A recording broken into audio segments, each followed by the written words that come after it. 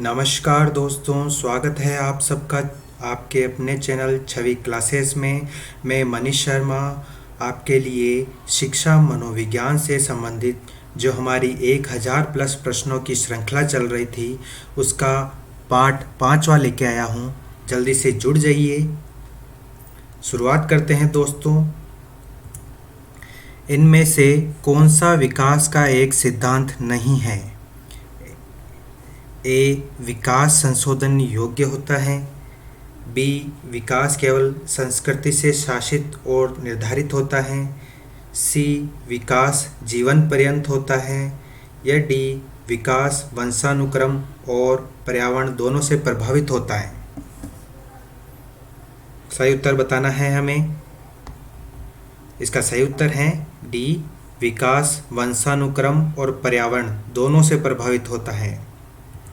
दूसरा प्रश्न है, शिक्षा मनोविज्ञान का संबंध है? ए, शिक्षक से।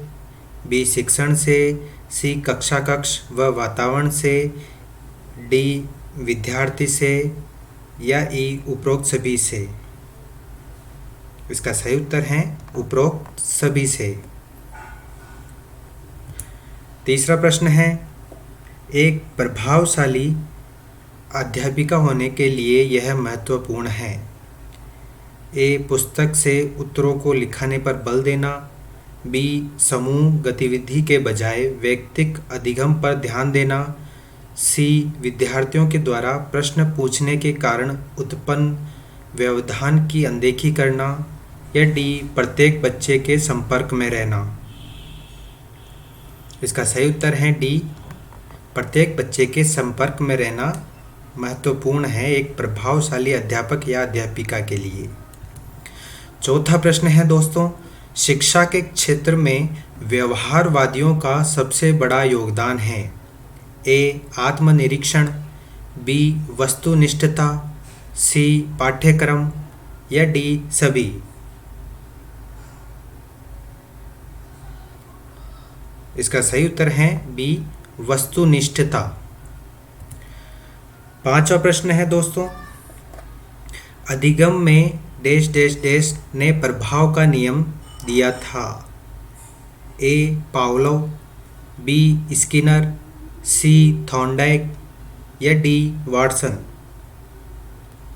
बताइए दोस्तों, प्रभाव का नियम किसने दिया था अधिगम में?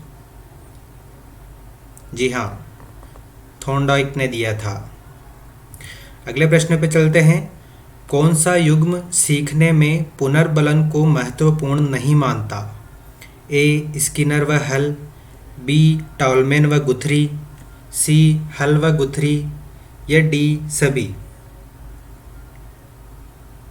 बताइए दोस्तों, क्या उत्तर सही होगा इसका? इसका सही उत्तर है बी, टॉलमैन व गुथरी।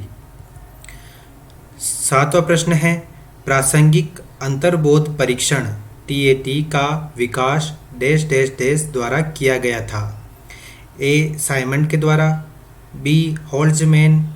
सी, मुर्रे। या डी, बेलक।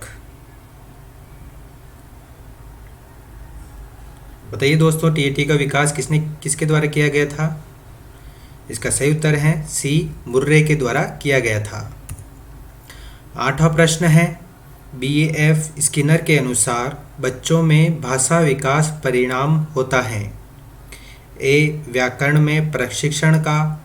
बी, अनुकरण व पुनर्बलन का। सी, अंतर्निहित योग्यताओं का। या डी, परिपक्वता का। इसका सही उत्तर है बी, अनुकरण व पुनर्बलन का।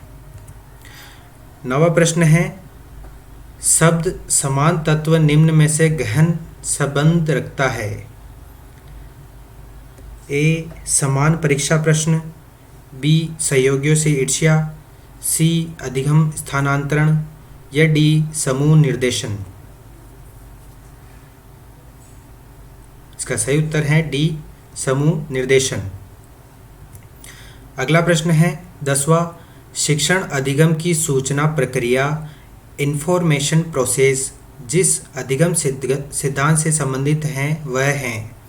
ए, व्यवहारवाद के सिद्धांत। से, बी संज्ञानात्मक सिद्धांत से, सी सहचर्यवाद या डी गेस्टाल्टवाद। इसका सही उत्तर है बी संज्ञानात्मक सिद्धांत से। 11वां प्रश्न है दोस्तों, सीखने की प्रक्रिया में विद्यार्थी द्वारा की गई त्रुटियों के संबंध में आपकी दृष्टि से निम्नलिखित में से कौन सा कथन सर्वोत्तम है? ए विद्यार्थी को कभी भी त्रुटियां नहीं करनी चाहिए, बी त्रुटियां अधिगम प्रक्रिया का भाग हैं, सी विद्यार्थी की लापरवाही के कारण त्रुटियां होती हैं, या डी कभी कभी विद्यार्थी त्रुटियां कर सकता है। बताइए दोस्तों, क्या उत्तर सही होगा आपके अनुसार इसमें से? जी हाँ, बी उत्तर सही है, त्रुटियां अधिगम प्रक्रिया का भाग है। 12 प्रश्न है, प्रयास व त्रुटि किस नियम पर आधारित है? ए आंशिक क्रिया, बी बहु अनुक्रिया, सी मनोवृत्ति या डी सहचर्य परिवर्तन। इसका सही उत्तर है बी बहु अनुक्रिया। ठीक है, अगले प्रश्न पे चलते हैं। शिक्षा मनोविज्ञान के संदर्भ में सर्वाधिक उपयुक्त कथन है? ए शिक्षा मनोविज्ञान दर्शन शास्त्र की एक शाखा है, बी शिक्षा मनोविज्ञान की शिक्षा के क्षेत्र में एक शाखा है, सी शिक्षा मनोविज्ञान अध्ययन एवं शिक्षण है, या डी शिक्षा मनोविज्ञान मन का शिक्षित विज्ञान है। इसका सही उत्तर है बी शिक्षा मनोविज्ञान की शिक्षा के क्षेत्र में एक शाखा है। 14वां प्रश्न है, बाल केंद्रित शिक्षा के लिए किस मनोवैज्ञानिक ने शिक्षा शास्त्रियों का ध्यान केंद्रित किया? ए कोहलर ने, बी फ्राइड ने, सी रूसो ने, या डी स्किनर ने। इसका सही उत्तर है रूसो ने ध्यान केंद्रित किया था। 15वां प्रश्न है, अंतर्दृष्टि अधिगम परिणाम है?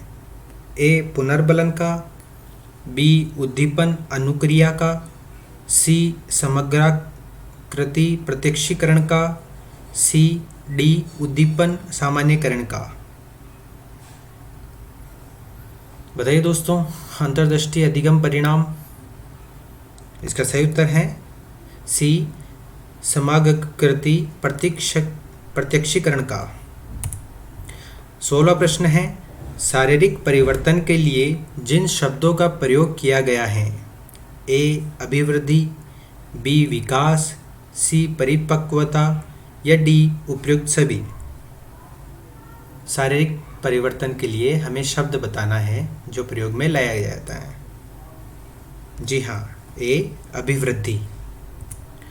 17वां प्रश्न है, क्रिया प्रसूत मुख्यतः बल देता है? ए शिक्षक पर, बी वातावरण का, सी पुनर्बलन पर, या डी अधिगम सामग्री पर।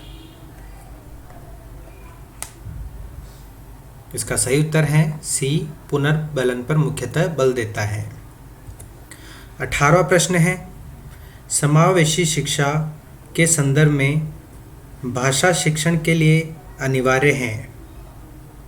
ए विभिन्न प्रकार की गतिविधियों का उपयोग, बी व्याकरणिक संकल्पनाओं का अधिकाधिक अभ्यास, सी एकांकी शिक्षण के में सभी की भागीदारी, या डी भाषा कौशलों का उपयुक्त अभ्यास। इसका सही उत्तर है ए विभिन्न प्रकार की गतिविधियों का उपयोग। 19वां प्रश्न है दोस्तों, क्रिया प्रसूत अनुकूलन में पुनर्बलन निर्भर करता है? उद्दीपक की प्रकृति पर, बी अनुक्रिया की प्रकृति पर, सी एक व दोनों, ए या बी दोनों सही हैं, या डी इनमें से कोई नहीं। इसका सही उत्तर है बी अनुक्रिया की प्रकृति पर पुनर्बलन निर्भर करता है। 20वां प्रश्न है, विभिन्नता का नियम प्रतिपादित किया? ए डार्विन ने, बी सोरेनसन ने, सी पावलोव ने या डी इनमें से कोई नहीं।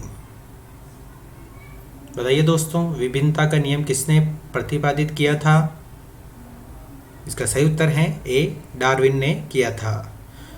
तो ये दोस्तों शिक्षा मनोविज्ञान से संबंधित 20 महत्वपूर्ण प्रश्न थे। आशा करता हूँ आपको अच्छे लगे होंगे। अगर वीडियो अच्छी लगी है, प्रश्न अच्छे लगे हैं आपको, तो वीडियो को लाइक ज़रूर करें, साथ ही चैनल को सब्सक्राइब कर लीजिए।